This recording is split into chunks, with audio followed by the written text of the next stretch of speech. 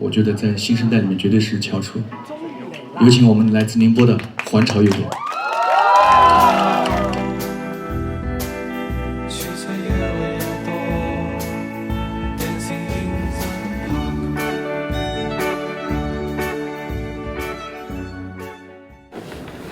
我是环潮，今年25岁，14年去外面上的大学，当时也是想着走越远越好嘛。18年的时候有点想家，就想写一点跟家乡有关的东西吧，开始写宁波话的专辑的。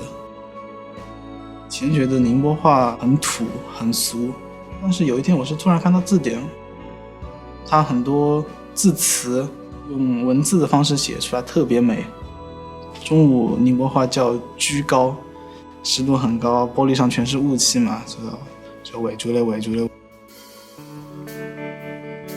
公园那边他们有一群大爷大妈在那边跳交谊舞嘛，挺浪漫的那种情歌，就在那个跳舞的旁边那个石凳上就坐了一个晚上嘛，特别的放松。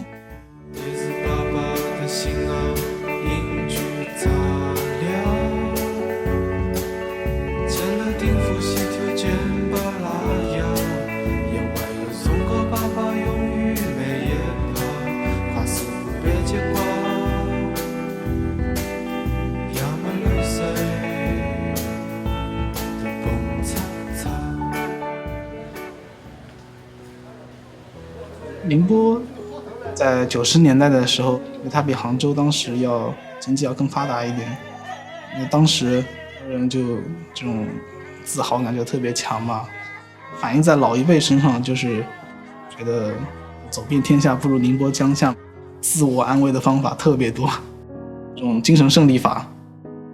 把用的老阿松股票写了7万，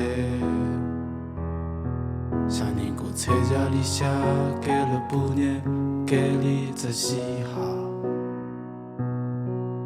但是烧快的老阿松不觉着外烧，几个屁事不得，搿7万交代拨老娘。我有一个叔叔，是我们小区隔壁。他会跟我讲一些那种80、90年代发生的故事嘛。这也是那天叔叔突然拍我的肩说你知道吧，我以前有个女朋友了，叫毛妮卡了，就特别好笑。他念那个词的时候。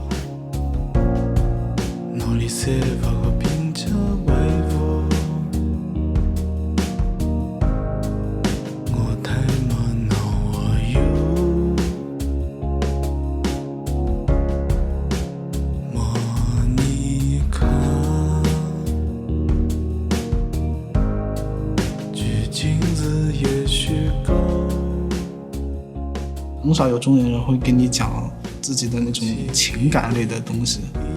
第2章就把他跟我讲的这些故事串联起来。这张专辑结尾的那种音乐嘛，那个采样其实是我在吃面的时候。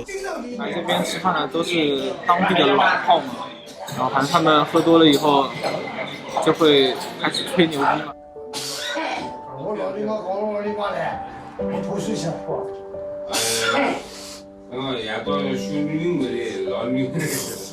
就打电话嘛，叫女人出来嘛，然后打了3、4个电话，没有一个人出来嘛。这其实也是一种落差感，我觉得，就人到中年的那种特别大的落差。身边的朋友基本上都是这样一个走向嘛，就不管你跑到多远，最终都乖乖回来。很少有极优秀的同龄人能够在就是北京啊、上海啊、深圳能待很久。8月夜桂花这首歌吧，几首歌时候我还在杭州，就有一天加班到8点半，然后写了2天的方案，老板看也没看就说不要嘛。加完班回来，走在那种工地一样的小路上，忽然就闻到一阵桂花香。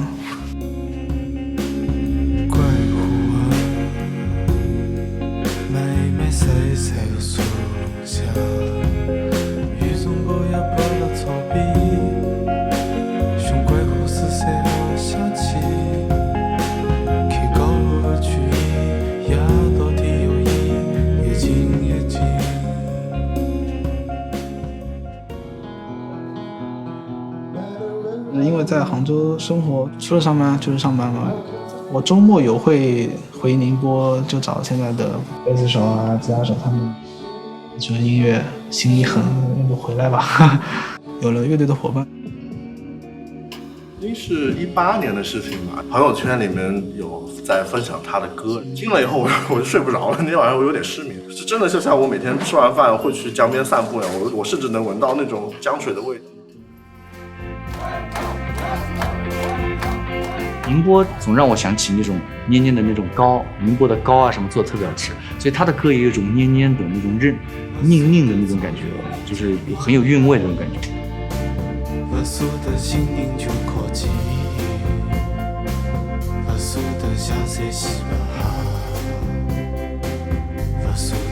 我比较喜欢看到的是他们在下面有留言说自己是在外地的宁波人，可能听到一些歌就是我们的歌嘛，就很想回家嘛，那一点还蛮有满足感的。